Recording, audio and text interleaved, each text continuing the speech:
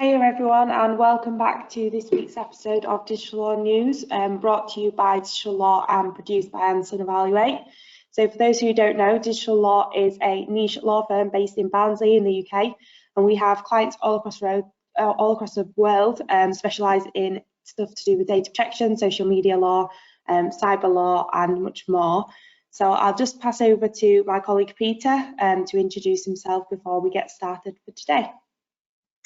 Thank you very much, Laura. So my name is Peter. I'm the solicitor and the managing director of Digital Law, and very pleased to be able to speak to you today. It's been a very busy week with everything from the Queen's speech, which contained a few bits of legislation that we think are quite interesting and relevant, through to news from advice and guidance from the National Cyber Security Centre. So I will hand over to Laura to kick us off. Thanks, Peter. So yeah, the first story today is in regards to the social media companies and search engines that may start facing fines over scam adverts and other illegal posts. So like Peter said, so this is in regards to the Queen's speech and Boris's comments in relation to the online safety bill. So this bill is aiming to regulate the internet for the first time. And it's basically going to put social media and search engines and these big tech companies under pressure to kind of safeguard the internet.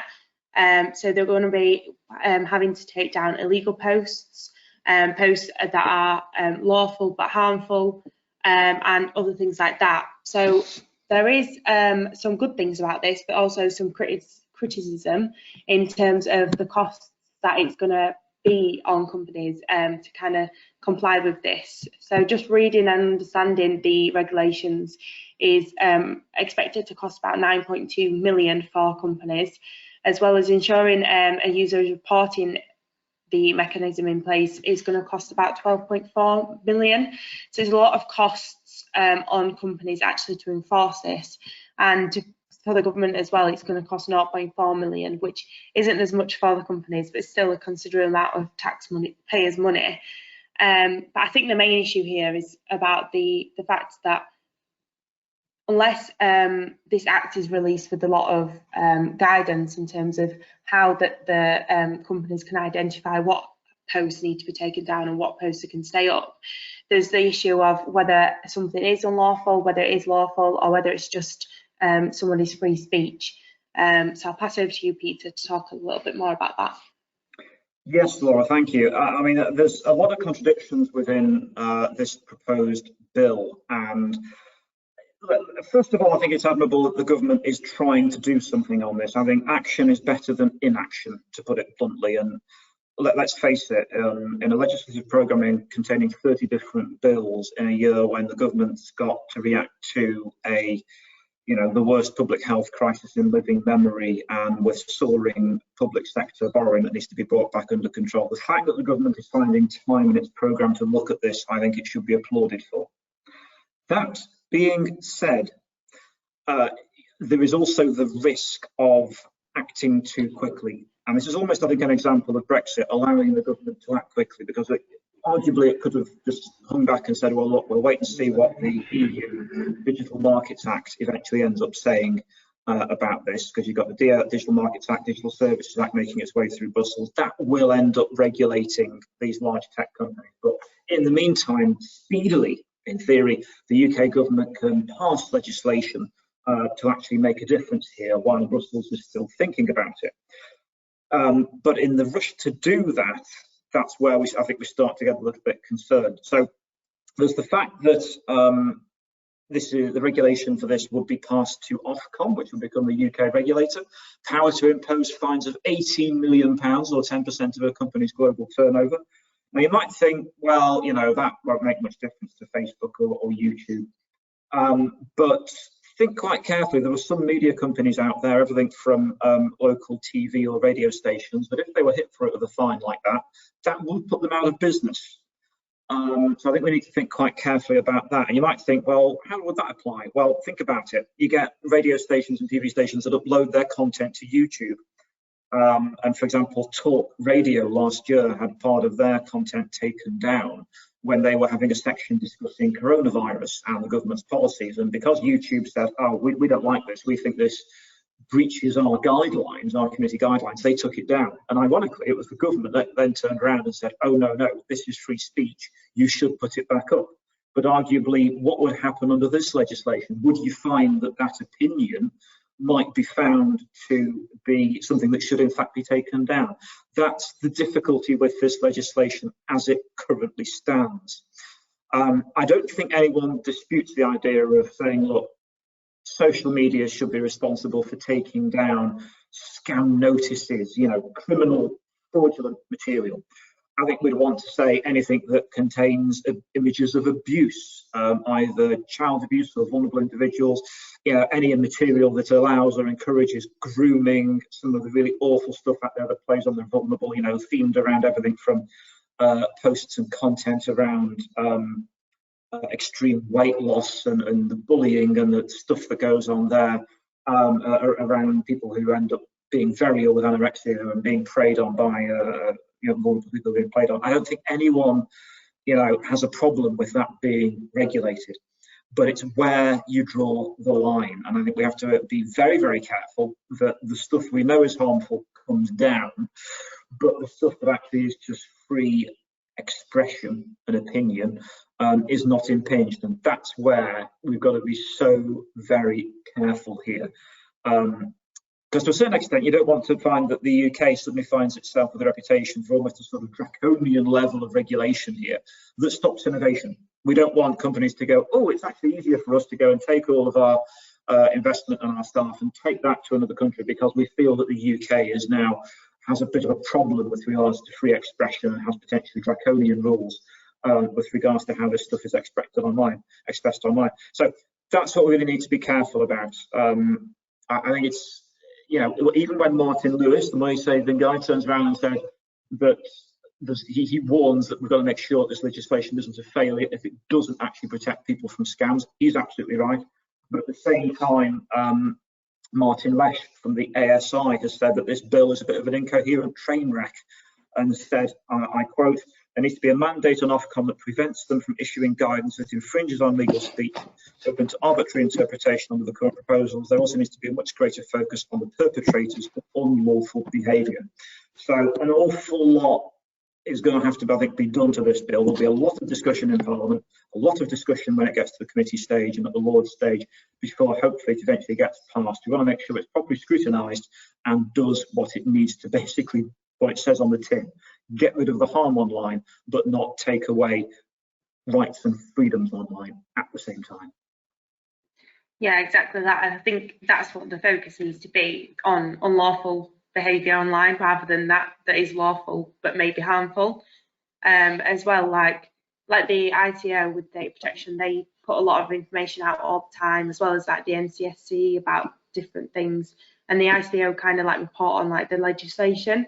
The Ofcom would probably need to do in the same way, kind of like give more guidance in how companies, especially the smaller ones as well, can interpret this. Because if not, it's just going to end up being a very scary thing for a lot of companies. Exactly, and that's just it. What does this stuff look like in practice? I mean, Laura, you and I have produced workshops with the European Young Bar Association when we talked about, hypothetically, what does hate speech legislation, prohibiting hate speech, what would that look like? Because on the face of it, you can think, yes, we want to get rid of online hate, but then it's like, well, how do you describe that? How do you define it? How do you prohibit it? Yeah. And we've seen multiple workshops with some of the brightest young lawyers from around the world involved on that, and it very quickly becomes incredibly difficult to define. It's not a matter of people sort of having arguments with each other. It just gets to the point where you suddenly realise that what on the face of it seems like a good idea is incredibly difficult to do in practice. And I feel that that's sort of, we've got that collision between the rock and the immovable object that will inevitably happen with regards to this online arms bill. So it's going to be a challenge. I think this will take a lot more time, a lot more government time, and a lot more time in Parliament than the government has probably envisaged. And it will be interesting to see, do they end up withdrawing the legislation or heavily amending it? given, as I say, the country's got an awful lot of problems related with global pandemic and the economy and the recovery. So wouldn't surprise me if this bill ends up being a casualty of that, but we will have to see. I think it requires an awful lot of work and a lot of very careful thought. Yeah, exactly. So moving on to our next story for today then. So this is in regards to the US fuel pipeline hackers, which didn't actually mean to create the problems that they have. So I think it was on Sunday, a cyber criminal gang actually took out a major US fuel pipeline, which actually went offline for the weekend. So they've now acknowledged that the incident has caused more damage than they expected to do in a public statement. So they've, Darkside, the cybercriminal gang, have actually come out and said that our goal was to make money and was not to create problems for society. So the cyber hack actually took out some of the pipelines, which carries around 2.5 million barrels a day, which is 45% of the East Coast supply of diesel, petrol and jet fuel. So the FBI have confirmed now that it was Darkside that was responsible, and they're looking into this as well. So this is just a good example of what damage a cyber attack can cause to infrastructure when it gets taken down. Yes, thank you, Laura. I mean, this is quite an interesting story because it shows here that the hackers weren't even thinking about the consequences of their actions in launching a ransomware attack that took down this piece of fairly critical infrastructure. It is a reminder that despite the fact that governments are talking to us about saying, oh, we're looking to do net zero carbon emissions and have more electricity generation and more electric cars and sustainable transport, the West and the developed world is incredibly reliant still on fossil fuels. So think about all the cars that need diesel and petrol. Guess what? Because of COVID, more people are using their cars rather than public transport because of the risk of infection of the disease. And jet fuel also is based on fossil fuels, on oil. And interestingly, that's not going to change anytime in the near future. I was listening to an engineer recently saying that the maths around having electric powered aircraft simply don't stack up. So even if it's going to be synthetic jet fuel in the future, it's still going to be jet fuel. And therefore attacks on pipelines like this will continue to be a problem for many decades to come. And this highlights the vulnerability that a lot of our infrastructure has to these sorts of ransomware attacks. And even the hackers haven't realized that, oh, when you do this, it takes the system offline. And once it is offline, it is incredibly difficult to get it back up again, funnily enough. And the hackers are like, oh, we didn't even think about that. We just wanted to make money. Well, there you go. You probably didn't make an awful lot of money, but you have inconvenienced millions of people. And probably put an awful lot of organisations out of business because they couldn't function, because they couldn't get hold of the fuel they so desperately needed. So this kind of shows the problems. And this is just a hacker collective that have done this. Bear in mind now that a number of states around the world have offensive cybersecurity capabilities. So Russia, Iran, and the UK have all got, and the US have got the capabilities of being able to offensively use cyber warfare to take down the infrastructure of other countries. So when you hear in the news they're saying, oh, we need to invest more in cyber warfare, this is what they're talking about. Could you disable an entire population's oil, water, electricity, gas? If you put all those networks down, and not temporarily, often you could do this permanently through a cyber attack. So suddenly the water doesn't work anymore. Imagine within hours the effect that would have on a society, on millions of people unable to access electricity. Think how reliant we in the West are on these devices. The minute that you suddenly can't charge that, and how do you charge it? Well, you rely on stuff coming out of the wall. If that doesn't work, anarchy pretty quickly follows. So this is a massive wake-up call, really, to say we need to be protecting this infrastructure and thinking about the consequences and having fail-safe so that if they do go down, what happens to be able to hopefully restore order as quickly as possible. Yeah, thanks, Peter. I think you summarised that one very good. So moving on to the next one then. So this is in regards to Apple's UK users deserving app price compensation, a claim says. So this is an example of a class action case So the company that's bringing this saying that millions of Apple UK customers could be compensated for breaches of competition law. So the case that has been filed back with the UK Competition Appeal Tribunal alleges that Apple's 30% commission on app sales is an abuse of dominance and is therefore unlawful. So the organisers of the claim are aiming to include around 20 million UK users in a collective class action if it is approved. So those behind the claim are intending to seek damages of up to £1.5 billion, which is quite a lot of money for Apple. And Apple have basically turned around and said that this legal action is meritless. Indeed, thanks, Laura. I mean, this is, I think, a very significant action. I mean, while it's 1.5 billion, it is a lot of money, but then for a company, one of the largest listed corporations in the world, yeah, exactly, dealing with hundreds of billions, to a certain extent, it's loose change. But that sort of shows that this is something that they do have to sit up and take notice of. But bear in mind, if you had this successful in the UK, you could then have similar actions against Apple in other jurisdictions. But yeah, in this instance, they're trying to use UK competition law to make the point that the abuse of the dominant position is unlawful. Arguably, if you were successful with that in the UK, where it's a little bit more straightforward to go through the competition appeal tribunal method, you could then potentially get involved in what they call antitrust competition actions in America, which are horrifically expensive. But if you had a judgment behind you in all the jurisdictions saying that this has been successful here, it might mean that people are then willing to back you in that fund. So, you know, insurers would turn around and say, okay, we will underwrite the costs of this, so that you could then launch a similar action in the States potentially. So, and in other jurisdictions around the world. So it will be interesting to see what happens. Apple is currently saying this is totally meritless. So let's see what happens. If it is meritless, the tribunal will probably have a mechanism that allows them to say this has no merit and boot it out fairly quickly. If it does have legs, we will see more of this as it then chugs through the various stages towards a final decision. And the implications are significant there. You could have, you know, millions of customers could potentially be affected. So, you know, we're talking about potentially 20 million UK users as part of a collective action. Let's see if that happens.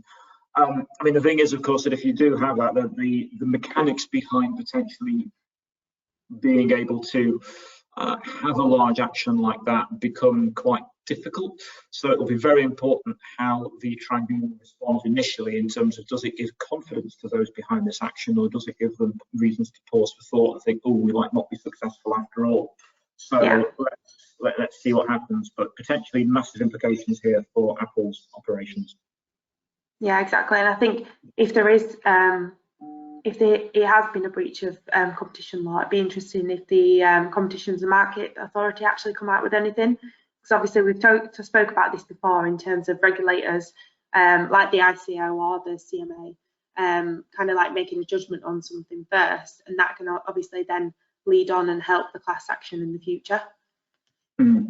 Indeed. So, and in the same way as we're talking about with the agility of the government when it comes to online harms, the CMA is now unfettered by the necessity of having to follow what's happening at an EU level. So in theory, they could respond far more speedily than some of the regulators in the States or in Europe. So it's interesting to see what sort of watching brief they keep on this.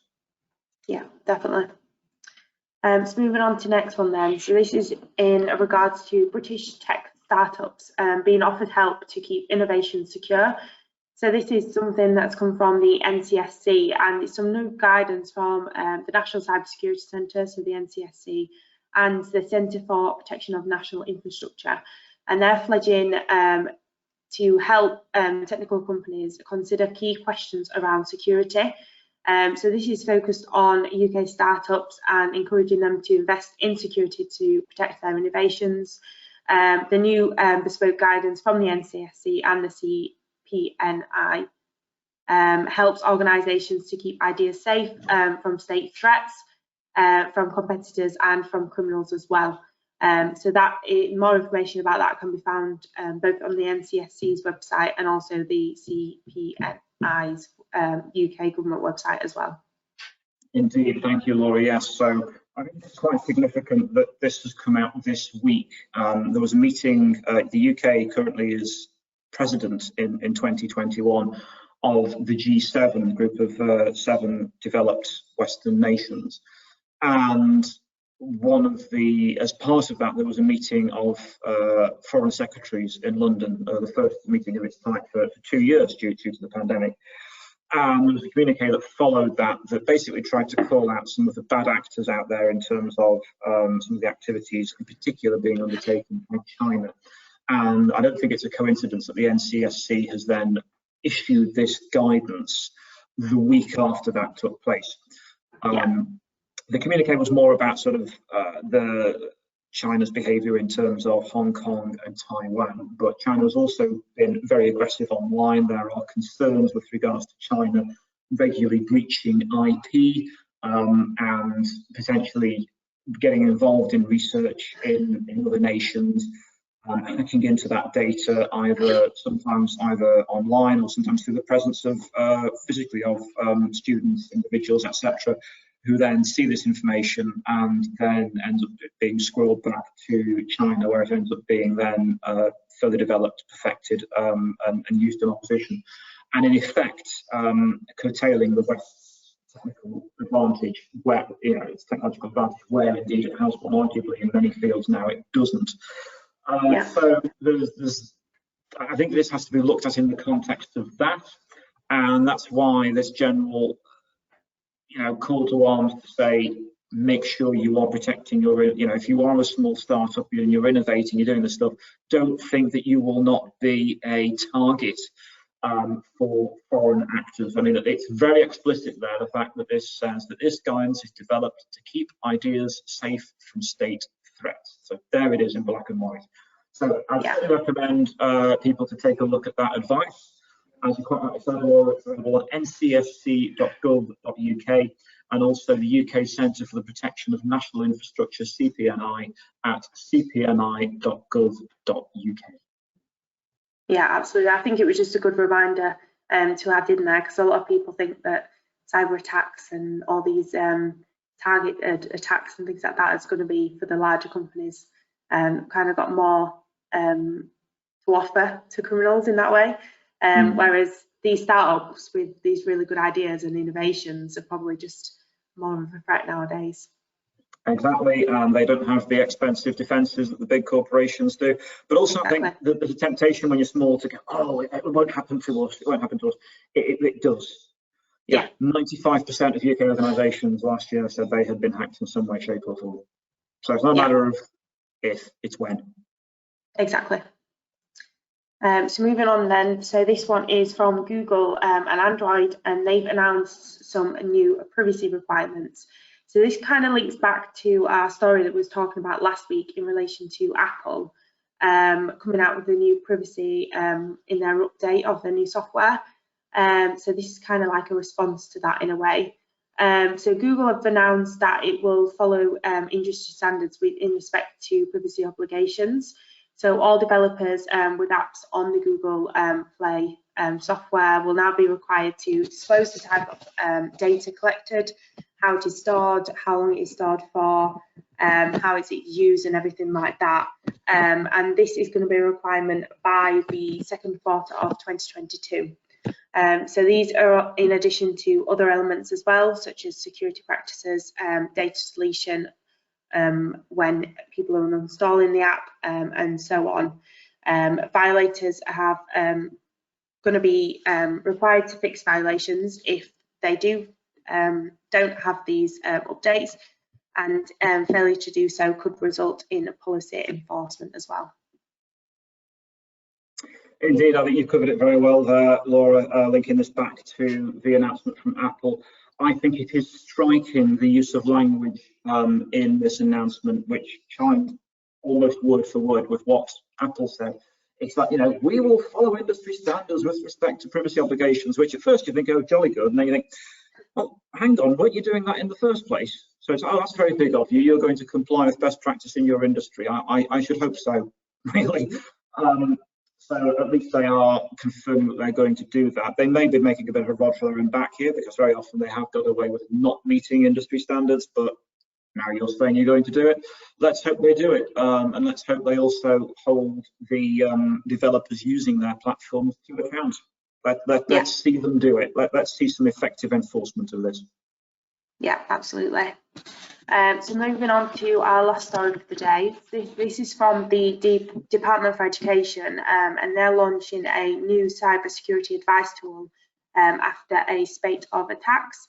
So the Department of Education are set to launch a new tool, I think it's coming out early next year, that allows schools to measure their cyber security provision after the sector was struck by more than 70 ransomware attacks during the pandemic. So the schools minister, Nick Gibb, has told the NCSC that all schools should be taking advantage of this when it comes out next year. So the NCSC actually revealed in March that schools had lost a lot of financial records, student coursework as well, and COVID testing data during the spike in cyber attacks during the pandemic. So basically, yeah, it's just another tool that this sector can use, and all those in the education sector should be looking out for this and taking advantage when it does come out. Indeed. Thanks very much for that, Laura. I mean, I think this really is a response to the fact that, of course, we've had schools having to do an awful lot more work online over the course of the last year because, surprise, surprise, global pandemic, work from home. So we've had many schools handing out laptops and devices to students so that they could get online and access online content when they were working from home for months at a time when the schools were closed, both in the different lockdowns that have taken place this year, and in 2020 and 2021. And of course, the more provision that you have online, the more people online, the more there is then a potential risk of devices being hacked. And then of course we're talking about devices that will contain personal data related to children by definition. So we're talking about very sensitive information, coursework, protection, medical information around COVID testing. So, you know, all of this needs to be protected. And very often you're talking about schools and have just said, well, we've got hold of the devices, we've sent them out. They will not have thought about, do we need to install any protection on these? Do we need to train staff in how to teach children how to use it safely, how to potentially use a VPN, how to make sure that the device is being used safely, use of Wi-Fi networks, staying away from public Wi-Fi, spotting spam email, all these sorts of things. Because the remote working was handled at speed last year, simply there wasn't time to put any training in around that, and you wouldn't expect there to be. But the DfE here is turning around and saying, well, now is the time that we need to do this. Yeah. We hope there's not going to be another lockdown and schools closed, but let's make the preparations in case we have to turn around and say to the schools, you've got to close again, so that the risks are not quite as great as they otherwise would be. I think that's scary when it shows 70 ransomware attacks against the sector during the pandemic that they know of. Yeah, I was going to say there's probably a lot more that have taken place, just like for private companies as well. A lot more that have taken place that you just simply don't know about or haven't been reported. Exactly. The number of times, Laura, that we've talked about cyber attacks where it turns out that a bad actor out there has had access to or even command and control of the network for months, and sometimes it's not picked up until someone carries out a cyber assessment, and then they're like, oh, there's been this window into backdoor into the system that someone's exploited months ago or even years ago sometimes. So I think that is probably a very conservative underestimation of the true number. Yeah, exactly. So thank you everybody for listening to the stories. So we just want to give you a little reminder of our GDPR compliance manual for legal practices that we have on offer at the moment.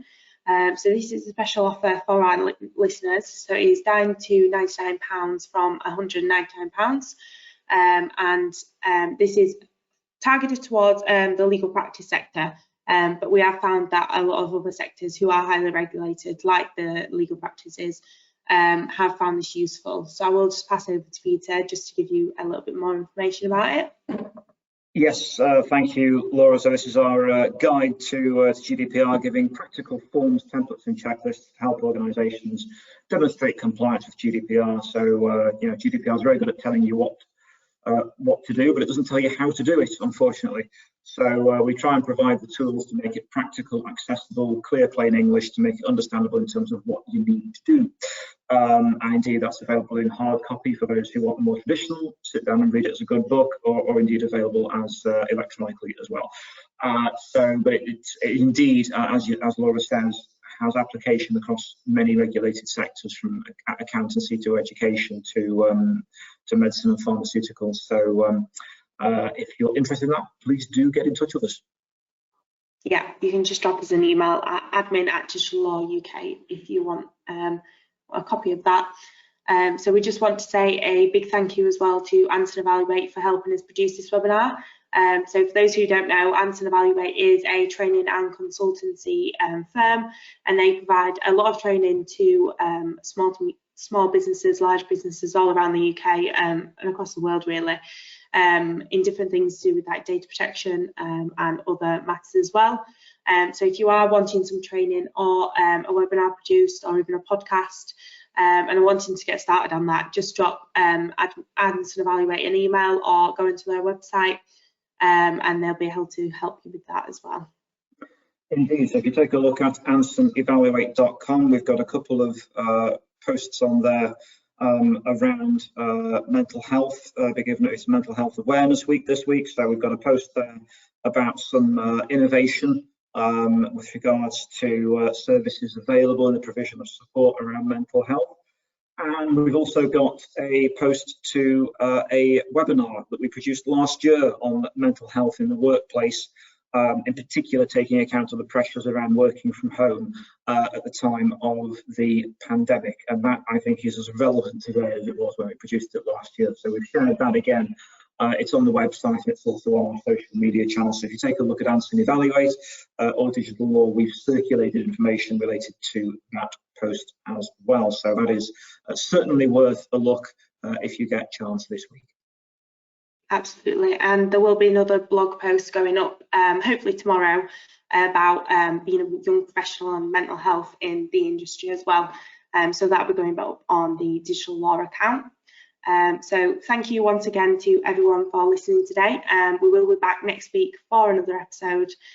Just a reminder, this is available as a webinar on our YouTube channel and our website, and also as a podcast on the podcast channels as well. So thank you for listening, and we hope to see you again next week.